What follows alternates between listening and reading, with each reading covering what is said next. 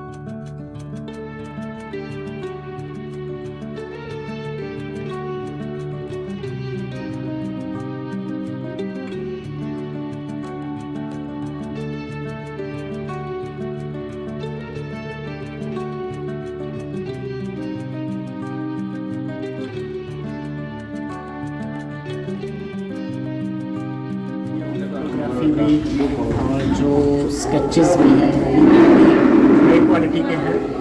और मैं जडेजा जी का और सभी लोगों का धन्यवाद करता हूँ कि आपने मुझे यहाँ बुलाकर आर्टिस्ट के सम्मुख पेश होने का मौका दिया और उनके काम को देखने का मौका दिया। समय के अभाव की वजह से मैं और ज़्यादा समय नहीं स्पेंड कर पाऊँगा, बट सभी पेंटिंग्स जो है, फोटोग्राफ्स जो है, स्केचेस हैं, वो बहुत ही हाई क्वालिटी के हैं और आर्टिस्ट की जो अंदर की भावना है उसको भी व्यक्त करते हैं। तो मुझे यहाँ पर आकर काफ़ी प्रसन्नता हुई और मुझे आशा है कि जो आर्टिस्ट लोग हैं वो आगे भी अच्छा काम करते हैं।